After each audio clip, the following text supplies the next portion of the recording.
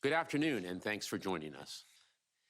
Today, we will focus on the Omicron variant. We'll start with Drs. Fauci and Walensky to share the latest on what we know about the variant and what we're doing to be prepared for it in the U.S. Before I turn it over to Dr. Fauci, I want to underscore what the president said yesterday. This new variant is a cause for concern, but not panic, because we now have the tools we need to confront this variant and continue to make progress in our war against the virus. We have vaccines for everyone ages 5 and up, boosters that provide the highest level of protection, significant genomic sequencing and testing capacity to detect cases early, and life-saving therapeutics. So we have more tools than ever before. We are prepared and will continue to be guided by science and stay vigilant to keep people safe. Now over to you, Dr. Fauci. Thank you very much, Jeff. I'm going to talk a little bit about the details of this Omicron variant. So if I could have the first slide, just to put it into some perspective, this is a list of the variants of concerns that we've had to deal with, what their lineage designation is, and what the earliest documented samples were. And of course, for today, we're going to be focusing on the latest, namely the Omicron variant that we're dealing with. Next slide.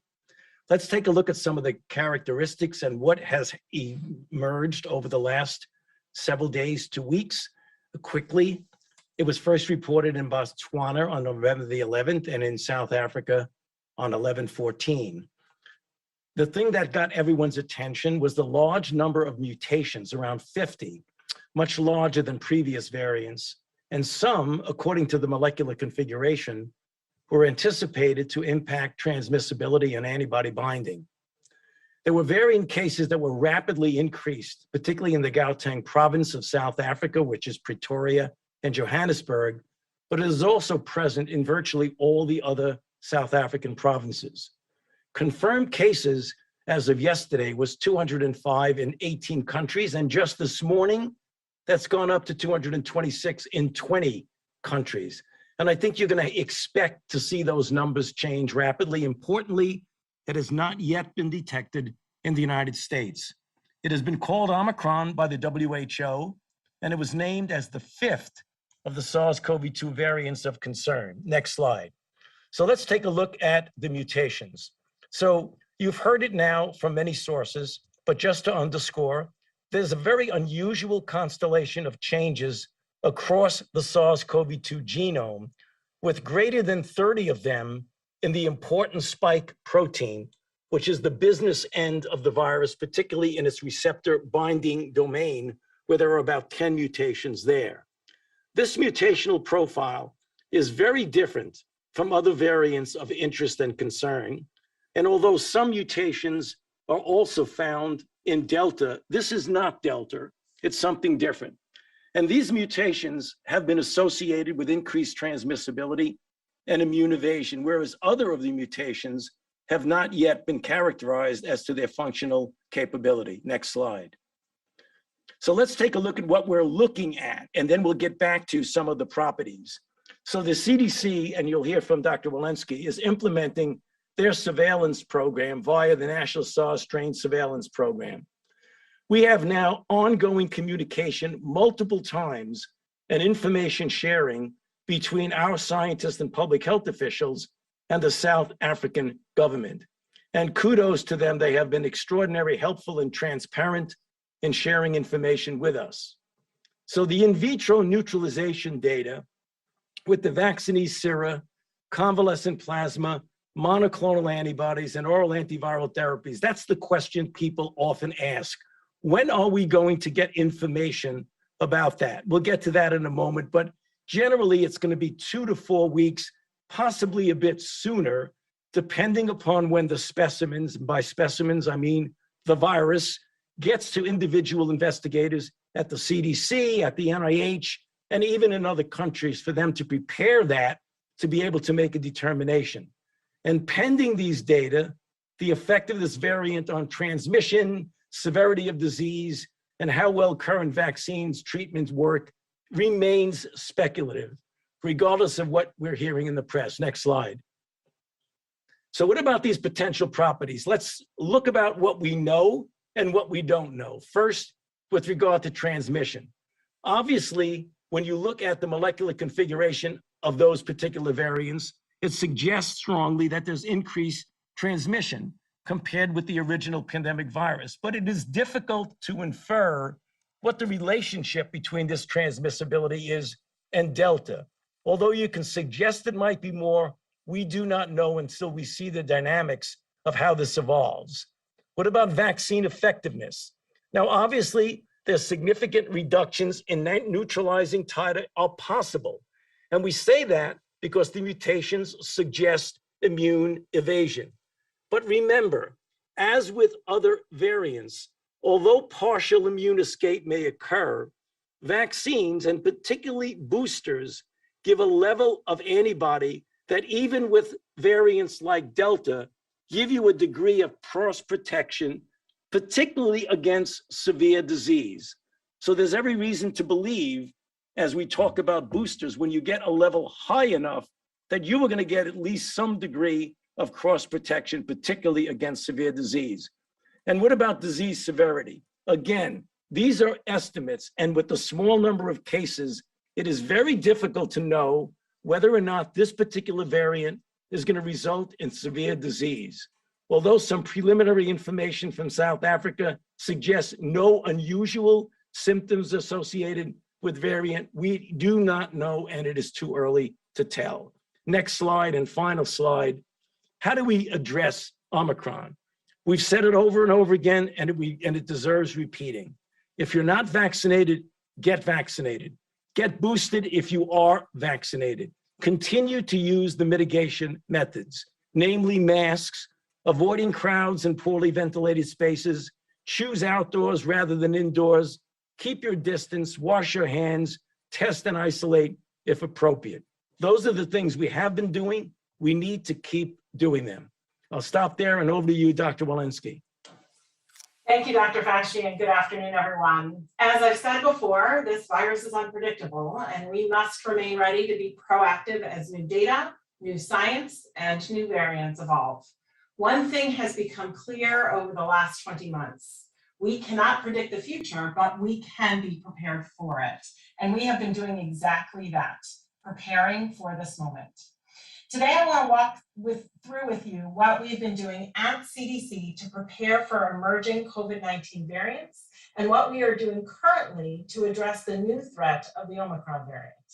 To be crystal clear, we have far more tools to fight the variant today than we had at this time last year.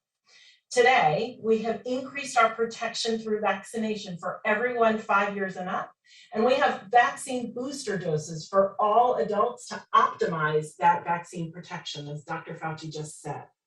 Compared to earlier this year, when we were sequencing about 8,000 samples per week, we have increased our genomic sequencing capability, and we are now sequencing approximately 80,000 samples per week, about 1 in every 7 PCR positive cases, and that's more than any other country. And we have increased our nation's testing capacity, including expanding rapid testing for quick detection of cases. We have worked to address spread of infection through travel, during travel, through masking, vaccination, and pre-departure testing for international passengers. And we are continuously working closely with our public health partners, both here in America and around the world, to understand the evolving science of COVID-19 infection. Let me express how grateful we are to the South African government and to their expert scientists who have been open in their communication and willing to share their data with CDC and the entire world. Their collaboration has allowed us to make evidence-based decisions quickly and to ensure that we can protect as many people as possible from COVID-19. We are actively looking for the Omicron variant right here in the United States. Right now, there is no evidence of Omicron in the United States. The Delta variant remains the predominant circulating strain, representing 99.9% of all sequences sampled. Throughout the pandemic, As noted above, CDC has continuously monitored variants and vastly expanded our capacity for genomic sequencing over the past 9 months. We have received specimens from all 50 states, plus Guam, Northern Mariana Islands, Puerto Rico, and the Virgin Islands, and the District of Columbia.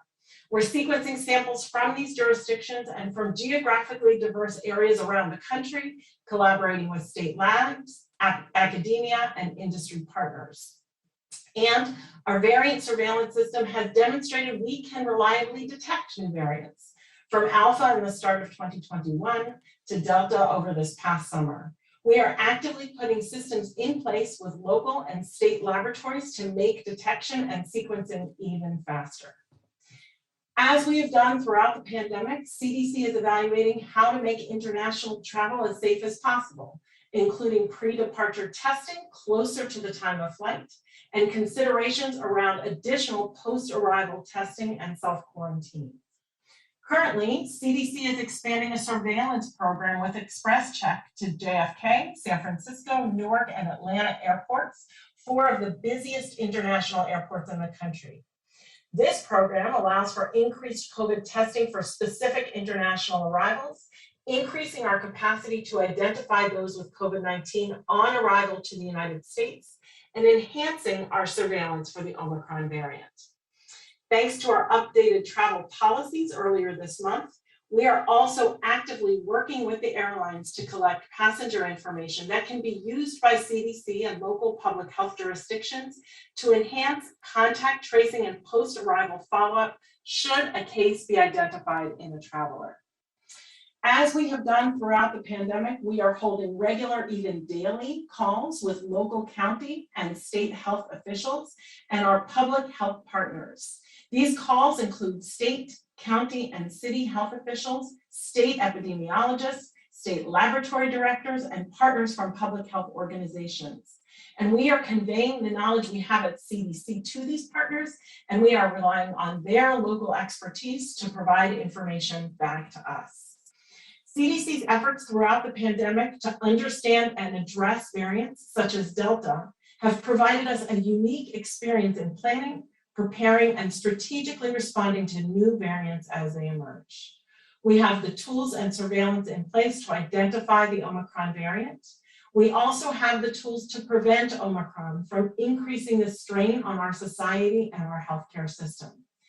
Evidence has repeatedly shown that prevention strategies work. With over 80% of our nation's counties still in substantial or high transmission, CDC continues to recommend wearing a mask in public indoor settings in these areas, washing your hands frequently, and physical distancing. These methods work to prevent the spread of COVID-19, no matter the genetic sequence. And as CDC said yesterday, all individuals 18 and older should get boosted to strengthen that protection. For the 45 million unvaccinated adults, now is the time to get vaccinated. We also know that vaccination helps protect you, your loved ones, and your community from COVID-19. And we fully anticipate this protection, at least in part, will be beneficial against Omicron. We don't know everything we need to know yet about the Omicron variant, but we know that vaccination is a safe and effective way to protect yourself from severe illness and complications from all known SARS-CoV-2 variants to date. Thank you. I'll now turn things back over to Jeff. Well, thank you, doctors. From the start, this virus has been unpredictable, and that's why we've been preparing for all scenarios, following the science, and acting aggressively to protect the American people. Vaccines remain our most important tool in our fight against the virus. And as Dr. Fauci said, while it will take a few weeks to have a definitive information on the transmissibility, severity, and other characteristics of the new variant, existing vaccines are likely to continue to provide a degree of protection against severe illness. Today, nearly 60% of all Americans are fully vaccinated. We now have a vaccine to protect our kids, with hundreds of thousands of children getting vaccinated each day. And importantly, we have boosters available to all adults for free at 80,000 locations across the country. More than 100 million adults are now eligible for a booster shot, but have not yet gotten one. We're working with governors, pharmacies, community health centers, and other partners to get these eligible individuals their booster shots. Our message is simple. If you were fully vaccinated before June, go get a booster shot today. Getting boosted will give you the highest level of protection from COVID and this new variant. If you're unvaccinated, or if your children are unvaccinated, the best thing you can do is get yourself and your kids their shots. It's the right thing to do for your own health and safety and from everyone around you and your community. The significant progress we've made on vaccinations and boosters puts us in a much stronger position to face Omicron. We believe the current vaccines provide at least some protection against this variant, and that boosters strengthen that protection significantly. In the event that additional measures are needed, we will be prepared. We're working with Pfizer, Moderna, and J&J to develop contingency plans for modifications to vaccines or boosters if they're needed. And we will ensure that the FDA and CDC review them as fast as possible while maintaining their rigorous scientific protocols. The President has been clear that we will spare no effort to protect people. We have significant testing capacity to detect cases, and based on their preliminary review, the FDA believes the high-volume PCR and rapid antigen tests widely used in the U.S. will be effective in detecting the variant. We also have therapeutics to treat those who do get COVID, and our medical team is actively evaluating the efficacy of these therapeutics against the new variant so that we are prepared. Since the emergence of Omicron last week, public health officials and experts across the federal government have been working closely with the world's scientific community. We're learning more every day, and we'll share that information with the public. And later this week, the President will release a strategy outlining how we plan to fight COVID this winter, building on the progress we have made. Let me close with this. We are working around the clock to ensure we're doing everything we can to understand this new variant and protect the American people and continue on our path out of the pandemic. We need each of you to do your part as well. So if you're one of the 100 million individuals who are eligible for a booster, get your booster. If you have kids, get your kids vaccinated. And if you're still unvaccinated, get your first shot now. With that, let's open it up for questions. Kevin? Thanks, Jeff. I know there's a ton of questions today, so please keep your questions to one question, as I always say, but especially today. First, let's go to Caitlin Collins at CNN. Thanks. Two quick ones for you. One, has your definition of fully vaccinated changed? And if not, do you expect that it will? And secondly, several of you have said the travel restrictions that were put in place yesterday are to buy time to study this new variant and evaluate it. So what specifically are you doing with that time that you're buying to make sure that you're using it wisely? So fully vaccinated definition, Dr. Walensky. Yeah, thank you, Caitlin, for that question. So the definition of fully vaccinated has not changed. That's after your second dose of the Pfizer or Moderna vaccines, after your single dose of the Johnson & Johnson vaccines. We are absolutely encouraging those who are eligible for a boost 6 months after those mRNA doses to get your boost, but we are not changing the definition of fully vaccinated right now. Thank you. And Dr. Fauci, how we're using the time to learn more about the variant and prepare? But thank you, Jeff. Thank you, Caitlin. Well, one of the things you do is you get the virus and you grow it, or you put it into a modified form called a pseudovirus. And when you do that, you can then get convalescent plasma, monoclonal antibodies, as well as sera and antibodies that are induced by the vaccine to see if they neutralize the virus. That will give you a pretty good idea as to what the level of immune evasion is. As I mentioned in my brief comments, the molecular configurations of the mutations can give you a suggestion of immune evasion, but that's one of the things you can do, is to take a look what the antibodies actually do. That process will take likely 2 weeks or more, perhaps even sooner, depending upon how well the virus grows and the isolates that we get. That's the first thing. The second thing is you can do what Dr. Walensky said about continuing the surveillance and trying to get a feel for what the situation is in the United States. And in those countries in which there are a lot of cases, like South Africa, the computational biologist and the evolutionary biologist are going to be getting a good feel as to what the competition of this virus would be with Delta. Those are just a few of the things that will take a couple of weeks to a few weeks to learn. And when we do find that, we'll have a much better picture of what the challenge is that's ahead of us. Thank you. The only thing I'd add, Caitlin, is it's also a really important time for those who have not gotten their booster, 100 million eligible Americans, to get their booster, and for parents to get their kids their first shot or their second shot, and for those adults who yet to get vaccinated, for them to get their first and second shots. So operationally, we want to make sure that people are doing all they can to protect themselves. Next question. Let's go to Aaron Billups at Spec News. Hi, thanks for taking my questions. First, I was wondering, are enough Americans getting tested? Many people are taking rapid tests at home. That data doesn't get to labs participating in surveillance. Is this hurting or limiting surveillance? And also, the messaging is kind of confusing that the virus may evade our current vaccines or immunity from previous infections, but that people who haven't yet should get vaccinated. Can you clarify why getting boosted or vaccinated with the vaccines currently available would potentially be protective against Omicron? Okay, Dr. Walensky on the first question about testing and surveillance, and then Dr. Fauci on the protection of the vaccines. Yeah, so we're doing, about 1.5 million PCR tests every week. And of course, those rapid tests are really helpful from a public health standpoint. And many of those rapid tests that are positive are actually confirmed by PCR. So given that we have all of that testing going on, those tests now we're the PCRs, we are doing about 1 in 7 genomic sequencing. So a really broad amount of surveillance that is happening from a genomic sequencing standpoint.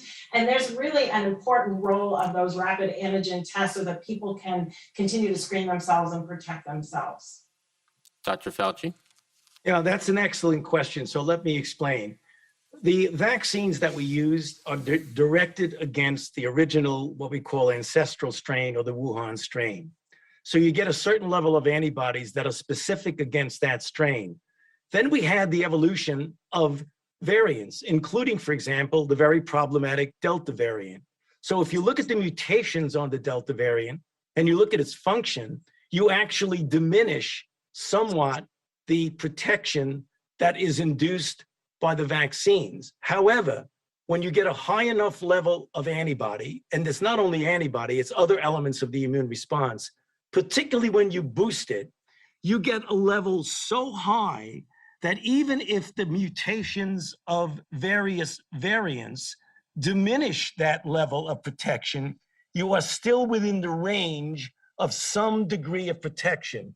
And that's usually most manifested in protection against severe disease that leads to hospitalization.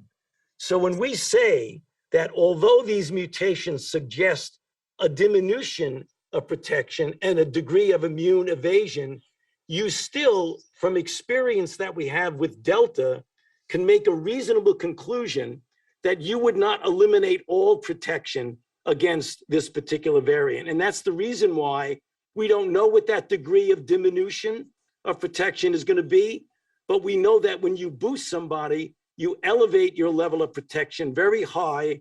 And we are hoping, and I think with good reason to feel good, that there will be some degree of protection.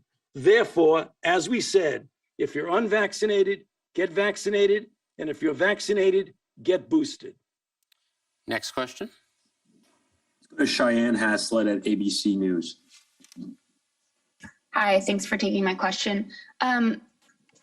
Director Walensky, you talked about how much our surveillance program has improved, but is there still work to be done? Is there a reason to be concerned that other countries have detected Omicron while the US has not, or is it possible that it's actually not here. And then for Jeff, you talked about this a bit, but companies have said it'll take less than 100 days for a variant-specific vaccine, which is 3 months. But can you clarify how much longer we should be saying the FDA and CDC process would make that whole process? Thanks.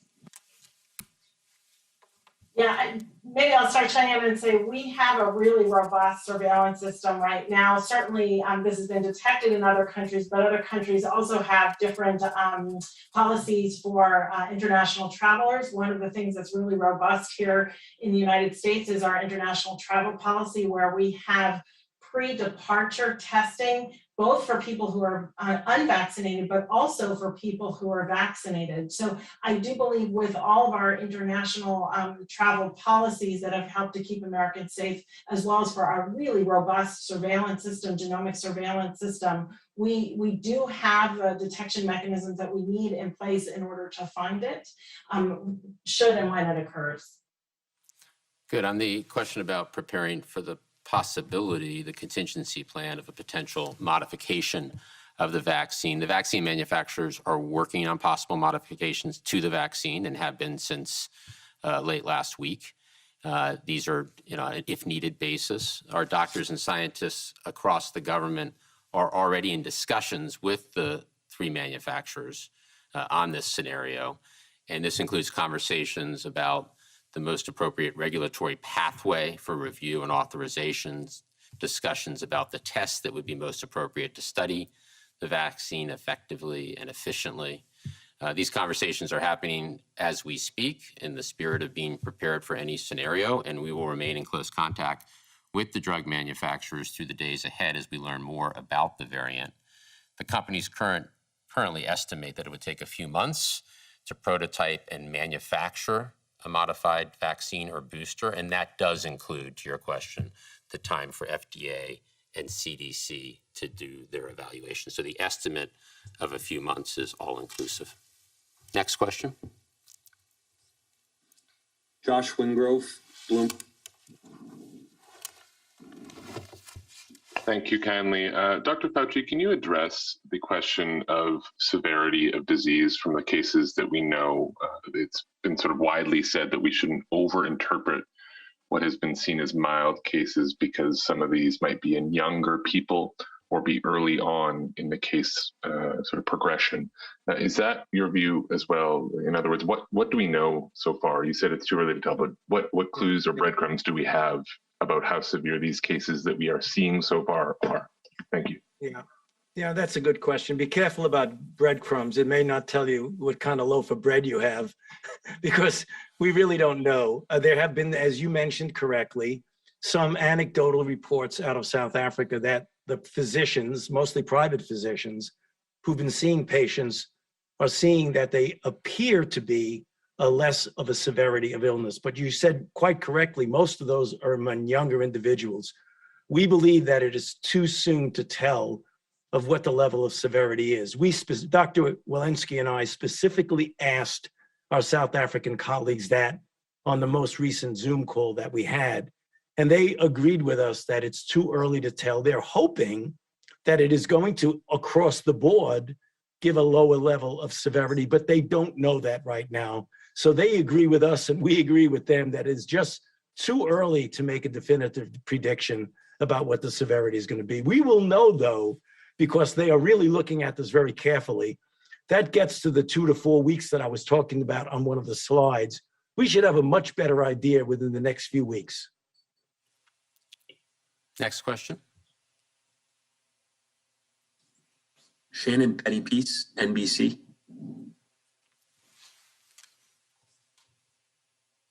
Hi, thanks for taking my question. I wanted to follow up on the timeline question that one of my colleagues asked a moment ago.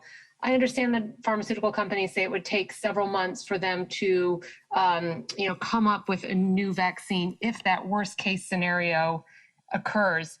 Under this worst case scenario where people would need to get another booster, another vaccine, what does the timeline look like for how long it would take to have enough doses to revaccinate the 300 million some Americans who are already vaccinated? And what's some of your planning for how that would work, how that sort of worst case scenario would work if we were to need a new vaccine. Right. So the few month estimate that I discussed not only includes the prototype, obviously the FDA and CDC authorization and recommendation, but also time to manufacture enough doses for the American public. That's obviously an estimate, and we are planning in that scenario not only for supporting the manufacturers through that process, if needed, but also for how would we rapidly get shots in arms. And we know how to do that, given the experience we've had of the last year. And that is lessons learned about how we deploy the federal pharmacy program, set up mass vaccination sites, go to community health centers and rural clinics.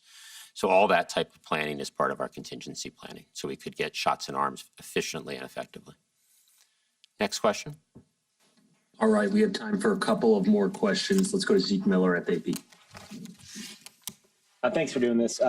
Jeff, I was hoping you might be able to provide an update on the duration for these travel restrictions on South Africa and the countries in the region there.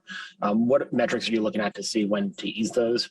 And then to follow up on Dr. Wentz's question, or answer to Caitlin's question before, given what we've seen through the vaccination campaign over the last year, that, a lot of people just don't get vaccines unless they're really forced to. Why isn't the CDC taking sort of a step of changing the definition of fully vaccinated if boosters are as important as you say they are to prevent against Delta, but also Omicron?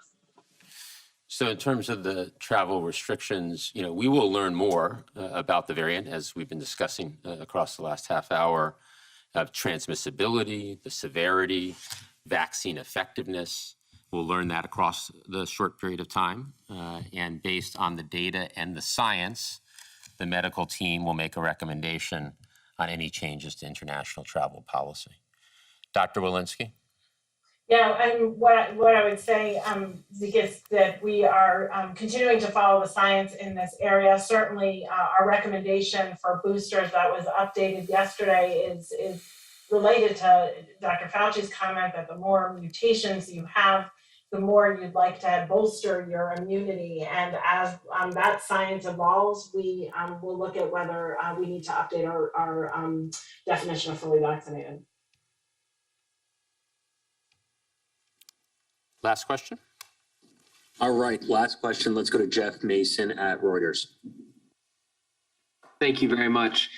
This question is for Jeff and for Dr. Fauci. President Biden yesterday referenced the fact that before the U.S. can be fully protected, the rest of the world needs to be protected. I'm well aware of how many vaccine doses the U.S. is donating, but my question for you, Jeff, is what more is the United States going to do to get more vaccines to the rest of the world? And for Dr. Fauci, do you think the U.S. is doing enough? Dr. Fauci, do you want to go first and then I'll follow?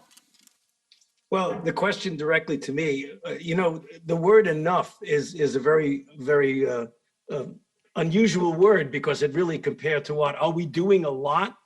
We are doing a lot. We're doing more than all the other countries of the world combined. That's really very important. We have promised or giving 1.1 plus billion doses, 275 million of which have already been given to 110 countries. One of the frustrating aspects of this is that the logistic capability of getting vaccines into people's arms in Southern African countries and in other low and middle income countries is really very difficult. And in fact, many of the doses that have been shipped have not been used, and other African countries on the African continent have actually told us not to ship any more vaccine because they have not been able to adequately utilize it. So again, enough is a tough word. Are we doing a lot? We are doing an awful lot. Back to you, Jay. Yeah, let me pick up there. We have sent the 275 million doses to the world. And as Dr. Fauci said, that's more than all other countries in the world combined. And this includes 94 million to Africa as a continent and 13 million to Southern African countries. I think the shots in arms piece that Dr. Fauci talked about, the last mile, if you will, is really important.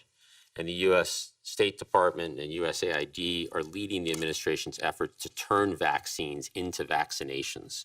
They've helped train health workers to administer vaccines around the world, run local media campaigns to answer questions and increase vaccine confidence, and launch mobile vaccination clinics, the type that we have here in other countries.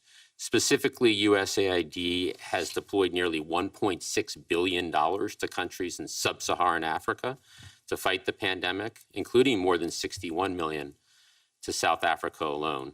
And this involves field hospitals, training health workers, and supporting national campaigns to, as I mentioned earlier, national and local campaigns to build vaccine confidence and combat misinformation.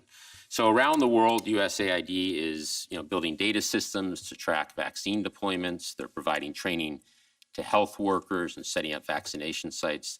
They'll continue this vital work, and it is increasingly important as there are greater and greater supply of vaccine around the world. And I think just overall, stepping back, the United States is doing just what the president said we would do, which is leading the effort to vaccinate the world, including helping with that last mile, but also by supplying the 1.2 billion doses to the world with no strings attached. These are all donated. And we'll continue to share more and more doses. We're going to continue to help scale manufacturing both here and in other countries. And we're going to do all we can to get the world vaccinated because we know we're not safe here until the world is vaccinated, and it's the right thing to do. So thank you for today's briefing. We look forward to briefing later in the week.